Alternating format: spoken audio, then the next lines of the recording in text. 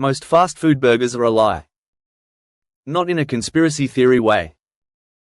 In a quiet, disappointing way.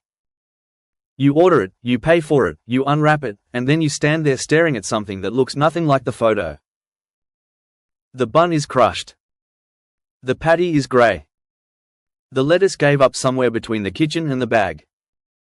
And yet every single year Americans spend over $50 billion on fast food burgers. Billion. With a B. So either people are masochists, or somewhere in that pile of drive-thrus and paper wrappers, there are actually a few burgers that genuinely deliver. Today we're finding out which ones those are. 7 fast food burgers that are actually worth your money. Not just fine for the price. Not decent if you're starving. Actually worth it. Some of these will surprise you. And the number 1 pick? It's not what the internet told you it was. Let's get into it. Let's start with a burger that doesn't get nearly enough credit because it lives in the shadow of a much louder, much flashier reputation. Wendy's has built its entire brand identity around being the feisty one. The Twitter roasts. The fresh never frozen slogan drilled into your brain since 1989. They're loud. They're confident. Here's the thing though, that confidence is actually earned, at least when it comes to the Dave's single. Fresh beef, cooked to order, on a toasted bun that doesn't immediately fall apart the moment you touch it. The ingredients stay where they're supposed to stay. The cheese is actually melted, not just resting on top like a cold afterthought. At around $5 to $6, you're getting a quarter pound of beef that tastes like beef. Not beef flavoring. Actual meat. The reason it works is simple: it doesn't overpromise. It just quietly shows up and does the job. And sometimes that's exactly what you want. Speaking of doing the job, the next burger on this list built its entire reputation on word of mouth alone, which in the fast food world is basically unheard of. There is a very specific type of person who gets defensive about Five Guys. You know this person. The moment anyone questions Five Guys, they look personally attacked. Five Guys had no advertising for the first 15 years. Just food that people talked about. By the time they expanded nationally, the cult following was already there. The regular burger 2 patties, 15 free toppings works because of customization psychology. When you build your own burger, you feel ownership over it. That burger is yours. And because it's yours, it automatically tastes better. IKEA proved it with furniture. Five Guys proved it with ground beef. The burger itself is loose, juicy, slightly greasy in the best possible way. The grease hits the paper bag before you've even opened it. First-timers panic. Regulars smile. Yes, it's expensive for fast food. But here's the counterpoint nobody says out loud: you're actually full afterward. Done for the rest of the day full. Value isn't just price per item. It's price per satisfied hour. Now before you close the video, hear me out on this next one. The McDonald's Double Cheeseburger. Not the Big Mac. Not the Quarter Pounder. The Double Cheeseburger. 2 patties, 2 slices of American cheese, ketchup, mustard, pickles, onions. Around $2 to $3. There is no other burger in fast food history that delivers more engineered satisfaction per dollar than this thing. And that word matters: engineered. The ratio of salt to fat to acid. The pickle cutting through the richness of the cheese. The ketchup balancing the mustard. Every element is calculated. McDonald's serves 69 million customers per day globally, and a huge chunk of them are ordering some version of this burger. That's not an accident.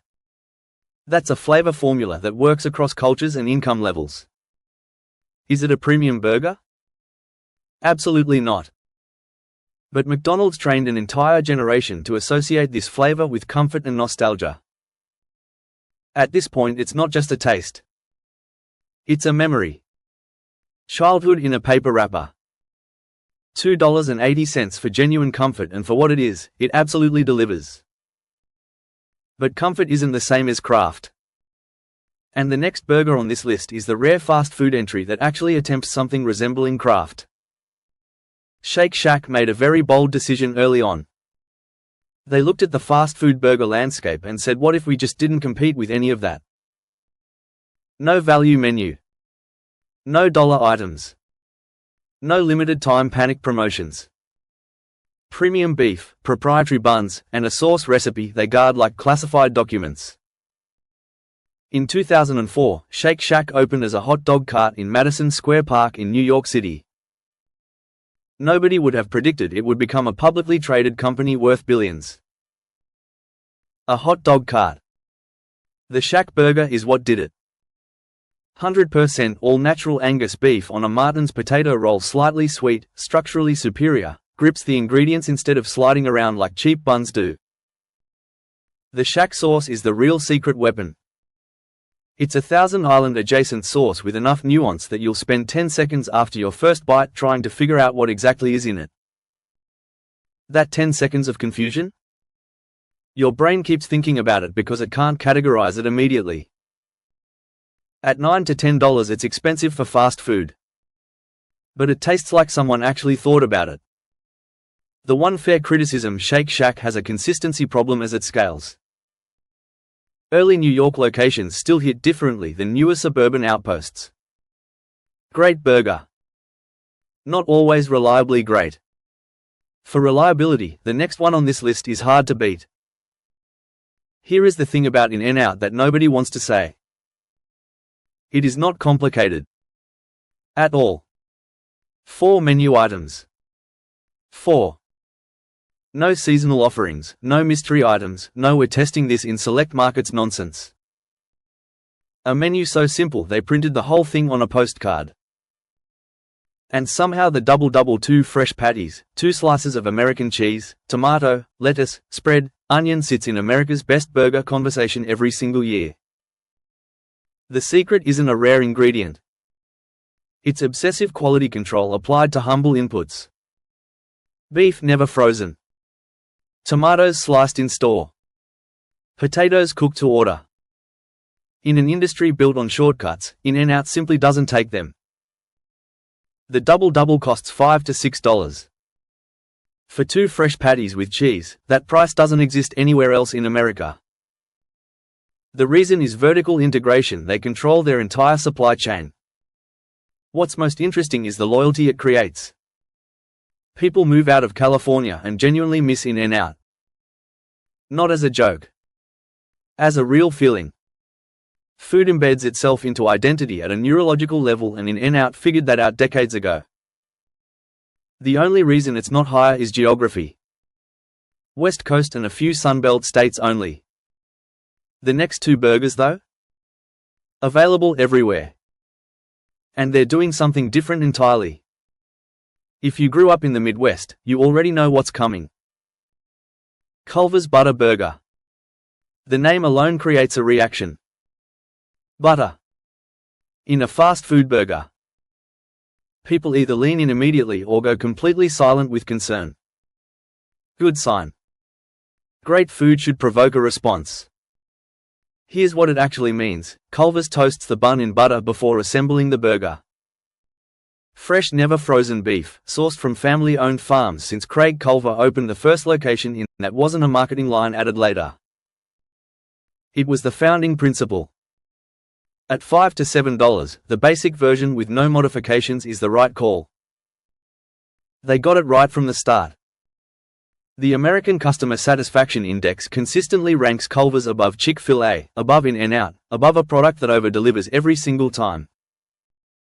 So why isn't it number 1? Because the number 1 burger doesn't just deliver a great product. It makes you feel like you found something. Like you're in on a secret. And that feeling might be more valuable than the burger itself. If you've never had a Whataburger, nothing I say here is going to fully translate. And if you have, you already know why it's number 1. Whataburger opened in Corpus Christi, Texas in 1950. A dad joke from 1950 that became a billion-dollar brand. 5-inch custom bun, a patty that actually fits it, mustard, lettuce, tomatoes, pickles, diced onions. No frills. No gimmicks. The anti-gimmick. In Texas, Whataburger isn't fast food. It's an institution. High school kids go at midnight after football games. Families stop on road trips. People have Whataburger tattoos. Real ones. Permanent ink. You cannot manufacture that kind of connection. It builds over decades of consistent quality and genuine community presence. The burger itself is fresh, prepared to order, and here's the part that matters: it actually takes longer than most fast, in a drive-through world built for 30-second windows. That's a radical act. $5 to $7 for the original. Accessible price, serious product. And the condiment bar alone: spicy ketchup, jalapeno ranch, creamy pepper sauce. Whataburger sells these in grocery stores now because one meal was never enough. That's what a #1 burger does. It makes you want it again before you've finished wanting it the first time. Here's the actual lesson from this entire list. They win because someone decided the product actually mattered. Fresh beef matters. Consistency matters. Intention matters. The difference between a burger you forget and one you talk about for years has nothing to do with price. 7 burgers. 7 arguments for why fast food doesn't have to be a compromise. Value king at McDonald's, crafted experience at Shake Shack, cult loyalty at In-N-Out, Midwest sleeper at dad joke into a cultural landmark. Which one of these have you never tried? Because that's your next meal. And if you want to see which fast food chains are actually overcharging you for mediocre food, that video is already up. It's right there. You're going to want to watch it.